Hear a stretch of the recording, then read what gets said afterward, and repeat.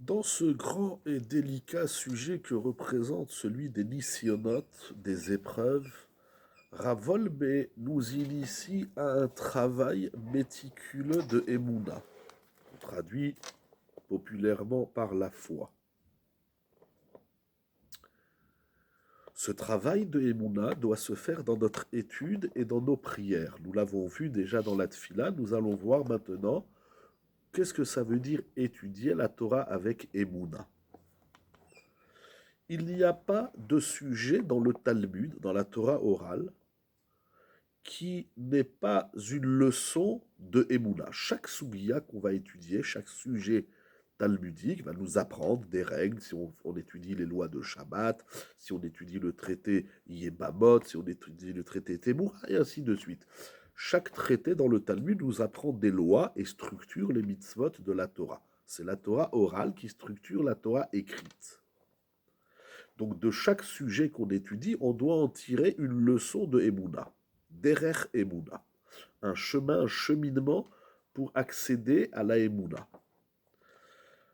Rav Wolbe ramène au nom de son Rav Maran Amashgia Rami Yerucham Zetzal, qui donnait un exemple à travers le traité Nedarim.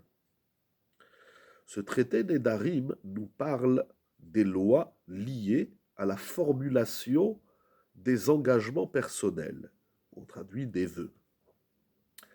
Ce traité nous montre la grandeur de l'homme. Il appelle ça même le traité de la grandeur de l'homme. Masechet shel gadlut à Adam. Parce qu'à travers cette Masechet Nedarim, nous apprenons combien est immense le pouvoir de la parole que Hachem a attribué à l'homme.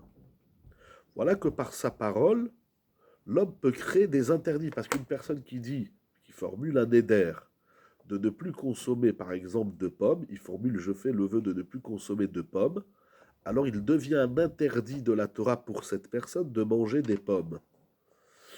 Donc déjà la puissance, le koach hadibur, qu'il crée un interdit.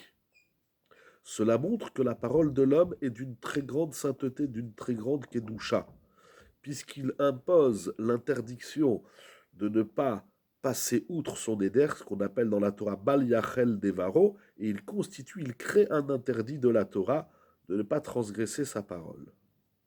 Ainsi, les mettre en scène, lo Yachel, Yachel ça vient du mot Yechalel, qui veut dire il n'a pas le droit de profaner sa parole.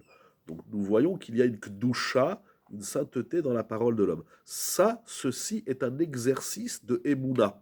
On va apprendre les lois de Nedarim, mais à travers ces lois vont se dessiner, à travers tout le traité, va se dessiner la prise de conscience du pouvoir immense de la parole qui crée des interdits et donc qui a une kedusha. Ça s'appelle de la Emouna. De même, le traité Nézirut dans le Talmud, après Nedarim, nous avons Nazir. Ce traité nous parle d'un homme qui a formulé deux mots, Areni Nazir, je suis Nazir. Et ainsi, il prend sur lui la sainteté du corps, Kdushat Hagouf, du même niveau que le grand Kohen, le Kohen Gadol. Ce qui va impliquer les interdictions du Nazir de ne pas se rendre impur pour un défunt, même si c'est un proche parent, donc il a les mêmes lois que le Kohen Gadol. La Torah nous dévoile ici quelque chose de nouveau et d'immense. Chacun peut atteindre le niveau, la madrega de sainteté du Kohen Gadol, un temps soit peu, puisqu'une Néziroute doit durer minimum 30 jours, comme nous dit la Mishnah dans Nazir Perek Aleph Mishnah Gimel. Donc là aussi, nous voyons, c'est ça le Derech Emouna, c'est pas seulement une structure de halacha qui a toute son importance, bien évidemment, mais en formulant ces deux mots Areni Nazir, il monte au niveau du Kohen Gadol. C'est incroyable. C'est encore un exemple de Kdusha que l'homme peut s'attribuer par la formulation de deux mots. De même, lorsqu'on étudie le traité Kiddushin, qui nous parle des lois du mariage, c'est-à-dire comment un homme va faire d'une femme son épouse. Si l'homme donne une pièce d'argent à une femme et lui dit Areat mekudeshetli, tu m'es sanctifié, réservé, alors elle devient interdite à tout le monde, comme dit la Gemara au traité Kiddushin d'Avbet Amoudbet. Là aussi, nous voyons la puissance de la parole, la kdusha de l'homme qui est enfoui dans la kdusha qui est enfouie dans chaque parole de l'être humain.